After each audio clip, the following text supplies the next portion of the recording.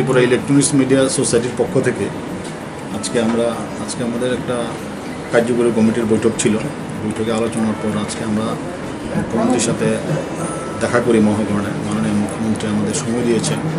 আমরা আমাদের সংগঠনের যে বিভিন্ন সমস্যা ইলেকট্রনিক চ্যানেলে, বিশেষ করে আমাদের বিজ্ঞাপন আমাদের এখনও পাচ্ছি না, আমরা সেইভাবে আমাদের বিজ্ঞাপন পলিসিতে আমাদের অন্তর্ভুক্ত করা, ক্যাটাগরির বিষয় নিয়ে যারা ক্যাটাগরি হয়নি ক্যাটাগরি দেওয়ার জন্য আমরা মাননীয় মুখ্যমন্ত্রীর সাথে দেখা করি এবং মুখ্যমন্ত্রী আমাদের দাবির যৌক্তিকতা স্বীকার করেছেন, বলেছেন যে উনি দেখবেন এবং আজকে একটা আশ্বাস দিয়েছেন যে আমরা একটা দাবি করেছিলাম যে খুমলুঙে আলাদা একটা প্রেস ক্লাব করার জন্য।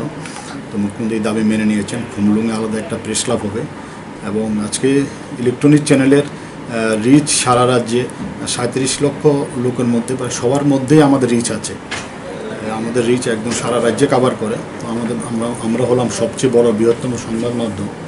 কথা প্রসঙ্গে মুখ্যমন্ত্রী সাবরুমের প্রসঙ্গটা উনি বলেছেন এবং উনি বলেছেন যে উনি কাউকে ধমকও দেননি এবং বিমাত্রসুলভ কোনো আচরণ নেই। 37 লক্ষ লোকের কথা চিন্তা করে রাজধর্ম পালন উনি করবেন এবং উনি কাউকে হার্ট করার জন্য কিছু বলেনি। তো আমরাও বলেছি যে আমরা ইলেকট্রনিক্স চ্যানেল যাতে আমরা ঠিকভাবে আমরা করতে পারি, কারণ আমরা দীর্ঘদিন ধরে বঞ্চিত এবং কোনোভাবে আমাদের বিজ্ঞাপন দেওয়া হচ্ছে না, বিভিন্ন প্রতিবন্ধকতা তৈরি করা হচ্ছে। মাননীয় মুখ্যমন্ত্রী বলেছেন এই বিষয়গুলো মুখ্যমন্ত্রী গুরুত্ব সহকারে দেখবেন।